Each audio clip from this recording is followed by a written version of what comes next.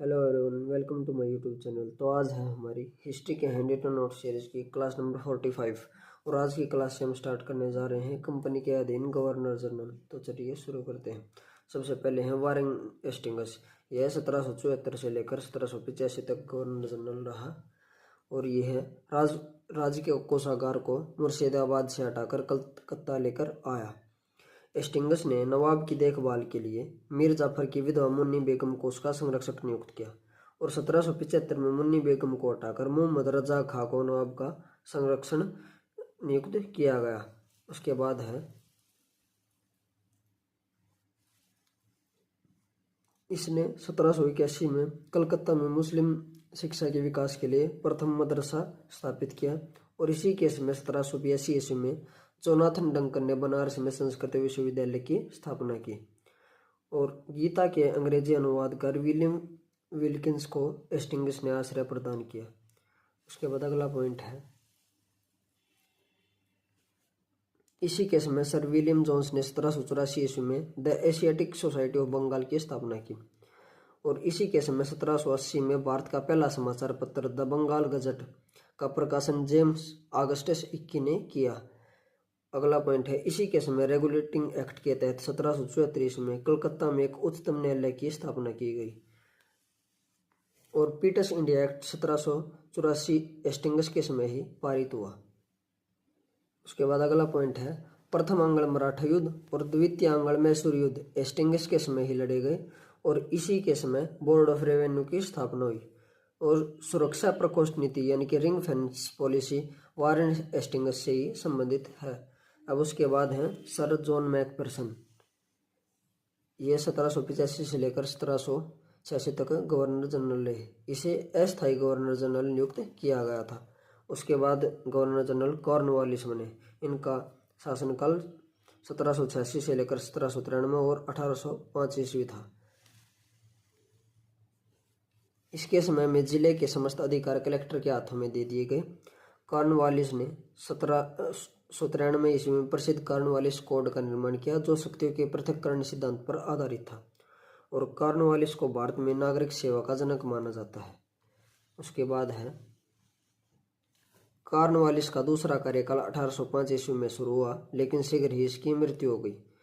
अब उसके बाद है सर जॉन शोर। इनका कार्यकाल 1793 से लेकर 1798 ईस्वी तक था और इसने हस्तक्षेप की नीति अपनाई।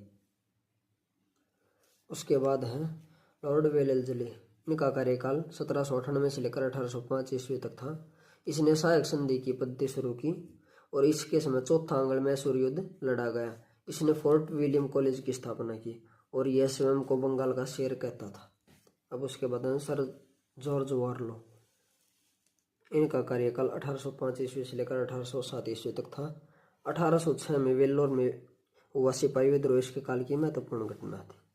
उसके बाद है मिंटो प्रथम। इसका कार्यकाल 1807 से लेकर 1813 ईस्वी तक था। अमृतसर की संधि 25 अप्रैल 1809 में इसी के समय रणजीत सिंह व अंग्रेजों के बीच हुई जिसकी मध्यस्थता सर चार्ल्स मेटाकाफ ने की थी और इसी के समय चार्टर एक्ट 1813 ईस्वी में पास हुआ। अब उसके बाद लॉर्ड हेस्टिंग्स। इनका कार्यकाल 1813 ईस्वी से लेकर 1823 ईस्वी तक था। इसी केस में आंग्ल नेपाल युद्ध हुआ और इसमें नेपाल के अमर सिंह थापा को आत्मसमर्पण करना पड़ा। मार्च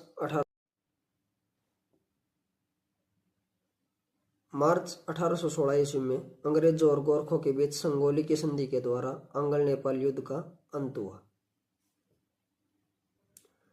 उसके बाद अगला पॉइंट है, इसी केस में 1822 ईस्वी में टेनेंसी एक्ट या काश्तकारी अधिनियम लागू किया गया।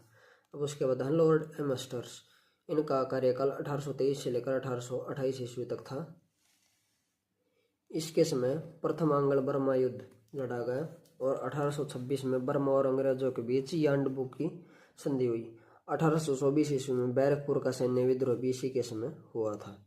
अब उसके बाद है लॉर्ड विलियम बेंटिक। इनका गवर्नर जनरल के रूप में कार्यकाल 1828 से लेकर 1835 तक था। 1803 में यह मद्रास का गवर्नर था और 1833 ईस्वी के चार्टर एक्ट द्वारा बंगाल के गवर्नर जनरल को भारत का गवर्नर जनरल बना दिया। इस प्रकार भारत का पहला governor general Lord William Bentinck हुआ। उसके बाद अगला पॉइंट है, राजा राम मोहन राय के सहयोग से बेंटिक ने 1829 ईस्वी में सती प्रथा को समाप्त कर दिया और बेंटिक ने कर्नल सलीमैन की सहायता से 1830 ईस्वी तक ठगी प्रथा को समाप्त किया। अब उसके बाद अगला पॉइंट है, सन 1835 ईस्वी में बेंटिक ने कलकत्ता में कलकत्ता मेडिकल कॉलेज की स्थापना की। उसके बाद है, बेंटिक के समय ही मैकाले की अनुशंसा पर अंग्रेजी को शिक्षा का माध्यम बनाया गया। फिर उसके बाद चार्ल्स मेटाकाफ गवर्नर जनरल बने, जो 1835 तक से लेकर 1836 तक रहे। इसने अपने 1 वर्ष के कार्यकाल में प्रेस से नियंत्रण हटाया, इसलिए इसे भारतीय प्रेस का मुक्तिदाता कहा जाता है।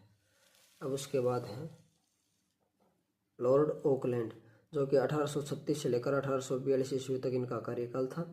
इसके समय ही सबसे महत्वपूर्ण घटना प्रथम अंग्ल अफगान युद्ध है और 1839 में इसने कलकत्ता से दिल्ली तक जीटी रोड की मरम्मत करवाई। अब उसके बाद है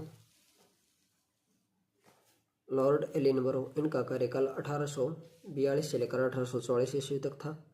प्रथम अंग्ल अफगान युद्ध इसी के समय समाप्त हुआ और दास प्रथा का उन्मूलन इसी के समय हुआ 1843 ईस्वी के एक्ट 5 के द्वारा। और अब उसके बाद है लॉर्ड हॉर्डिंग, जिनका कार्यकाल 1844 से लेकर 1848 ईस्वी तक रहा। प्रथम अंग्ल सिख युद्ध इसी के समय शुरू हुआ, इसमें अंग्रेज विजयी हुआ और इसने नरबली प्रथा पर प्रतिबंध लगाया था। अब बाकी के जो आगे के गवर्नर जनरल हैं उनके बारे में हम अगली क्लास में पढ़ेंगे। अगर आपको वीडियो अच्छी लगी हो तो वीडियो को लाइक एंड शेयर करें, तो चैनल को सब्सक्राइब करें। Thank you.